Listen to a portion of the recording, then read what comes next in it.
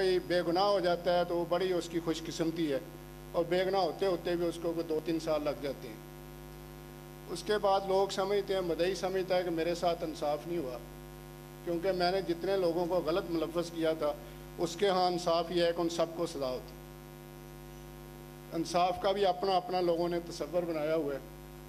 جو لوگ دوسرے لوگوں کی زمینوں پر قبضے کر کے بیٹھے ہوتے ہیں ان کو بھی یہ تاثر دیا جاتا ہے کہ آپ کا کیس بہت اچھا ہے، تو آپ وہ بھی سمجھتے ہیں میرے ساتھ انصاف اسی صورت میں ہوگا، جو میں نے ناجائز قبضہ کیا وہ میرے حق میں ہی فیصلہ ہوگا۔ یہ حالت ہو گئی ہے معاشرے کی۔ اسی طرح محکمہ پولیس کے جو دوسرے بہت سارے، ایک دفعہ میرے پاس ایک صاحب آئے اور وہ سب انسپیکٹر پبلک سروس مشن سے ہوئے تھے۔ انہوں نے مجھے کہا جی آپ میری ایک مدد کریں، ڈی آئی جی صاحب کو کہیں کہ مجھے 1 مہینے کی چھٹی دے دیں، میں CSS کرنا چاہتا ہوں۔ تو میں نے عموماً کبھی کسی پولیس افسر سے کوشش کرتا ہوں عطل وسا کوئی بات نہ کی جائے، لیکن اس نے مجھے بتایا، میں نے کہا تم اچھے بھلے لگ گئے ہو تو اس میں جہاں لگے ہوئے وہاں پہ کام کرو۔ تو اس نے کہا جی وہاں میں کام نہیں کرنا چاہتا، میری عاقبت خراب ہو جائے گی۔ میں نے پوچھا کیا ہوا؟ کہتا ہے جی وہاں ہمیں ہر مہینے میں کوئی 4 مقدمے جو ہیں جھوٹے بنانے پڑتے ہیں۔ اور میں نے کہا پھر کیا کرتے ہو؟ ایک تو 13, 20, 65 کے کیسز ناجائز اسلحے کے، یہ ہماری کارکردگی میں شامل ہوتے ہیں، اور اگر ہم یہ نہ کریں گے تو ہمیں وہ ترقی نہیں دیں گے۔ اور اسی طرح 2-3 مقدمے ہم نارکاٹس کے کرتے ہیں۔ میں نے کہا پھر کیا کرتے ہو؟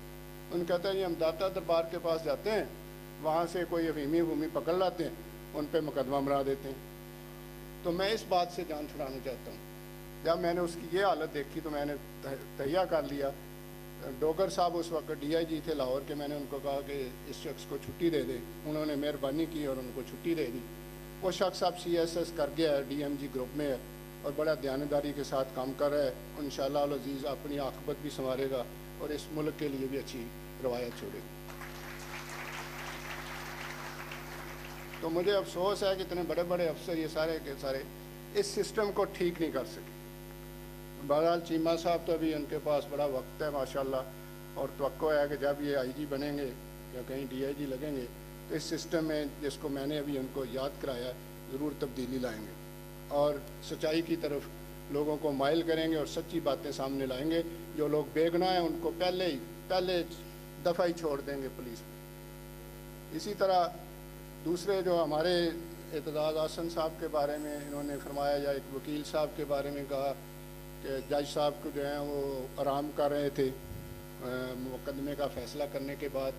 میں صرف اتنا عرض کرنا چاہتا ہوں کہ وکلاء کا ایک بڑا مقام ہے، اور وکلاء نے جو عدلیہ بحالی کی تحریک میں حصہ لیا ہے، اس سے پہلے بھی آپ دیکھ لیں کہ پاکستان کی تخلیق میں، پاکستان میں جمہوریت کی بحالی کے لیے، پاکستان میں عدلیہ کی بحالی کے لیے بار کا ایک بہت بڑا رول ہے۔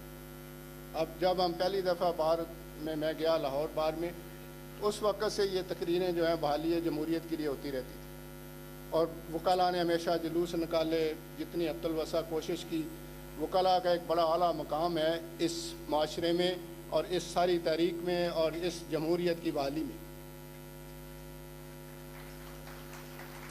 اور جو عدلیہ بحالی تحریک ہے اس میں وکلاء نے جس طریقے سے اپنے معاشی قتل کے باوجود اور معاشی مجبوریوں کے باوجود اس تحریک میں حصہ لیا ہے، اور ہر جگہ سے وکلاء نے جلوس نکالے، ہر جگہ انہوں نے محنت کی۔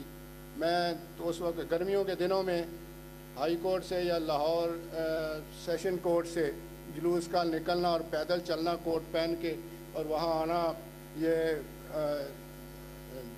اسمبلی ہال تک، پھر وہاں سے پیدل جانا، یہ بڑی ہمت کے کام ہیں۔ ان لوگوں نے اس میں بالکل کمی نہیں ہونے دی بلکہ اپنی تحریک میں زور پیدا کیا، اور یہی نتیجہ ہے کہ اللہ تعالیٰ کے فضل و کرم سے عدلیہ جو ہے بحال ہوئی، اور بحال ہونے کے بعد اس نے اربوں روپے جو ہیں سپریم کورٹ آف پاکستان کی کاوشوں کی وجہ سے جو لوٹے گئے تھے وہ واپس آئے، اور انشاءاللہ العزیز سپریم کورٹ اور ہائی کورٹ کبھی کوئی ایسا موقع ہاتھ سے نہیں جانے دے گی جس میں لوگوں کی امیدوں پر پورا نہ اتر سکے۔ اور باوجود اس کے کہ بڑے نامساعد حالات ہیں، ہر جو فیصلہ ہے اس کو کرنے میں ہمیں تو کوئی ڈیفیکلٹی نہیں کبھی محسوس ہوئی۔ جب آپ منصب کی کرسی پہ بیٹھے ہوئے تو جو بھی فیصلہ حق اور سچ کا ہوگا اس میں کرنے میں کوئی رکاوٹ نہیں ہے۔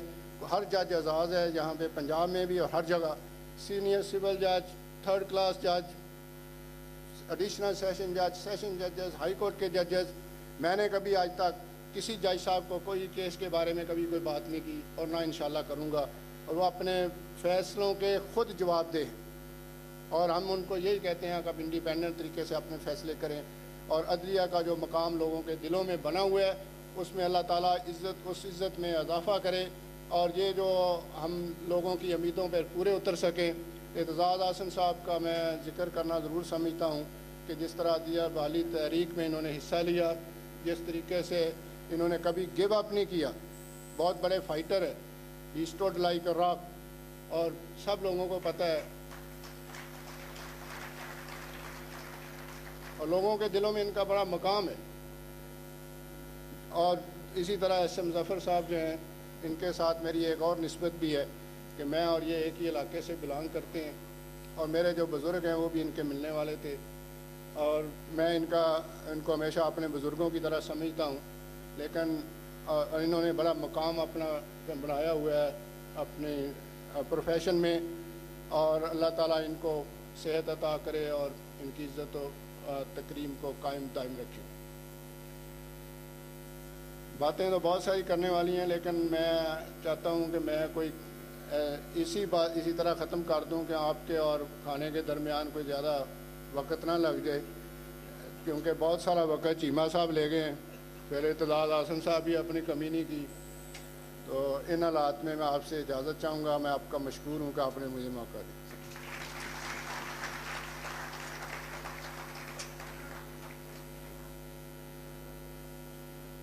خواتین حضرات، اب آخر میں آج کی تقریب کے صدر، اولڈ ریونیوز ایسوسی ایشن کے صدر جناب ایس ایم ظفر صاحب تشریف لائیں گے. جناب ایس ایم ظفر.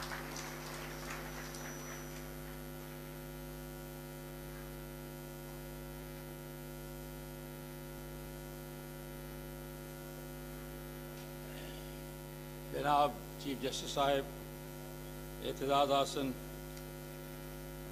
اسحاق ڈار صاحب، بشرا متین، ذوالفقار چیمہ صاحب، خواتین و حضرات،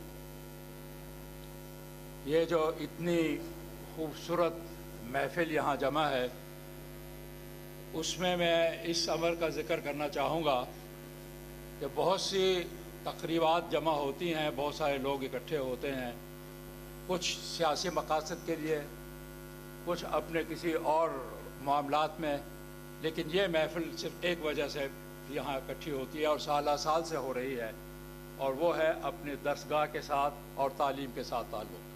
اور یہ اس لحاظ سے ایسی محفل ہے کہ ہمیں اسے خراج تحسین دینا چاہیے کہ تعلیم کی وجہ سے اور درسگاہ کی وجہ سے ہم اکٹھے ہو رہے ہیں. آپ نے یہاں آج کی محفل میں بھی جس طرح ہم ہمیشہ دیکھتے ہیں، بڑی اہم شخصیات تشریف لائی ہیں، اور پاکستان کے وہ اذہان ہیں، وہ ذہن ہیں جن پر ہم فخر کر سکتے ہیں. ایک اپنی جگہ اہم شخصیات ہمارے درمیان موجود ہیں جن کا ایک اپنا مقام ہے، جنہوں نے اپنی زندگی میں اپنے شعبوں میں وہ کام کیے ہیں کہ وہ کارہائے نمایاں ہیں، اور بلا شک و شبہ ہم سب کا ہمارے سب کے دلوں میں ان کے لیے بے شمار عزت اور احترام موجود ہے.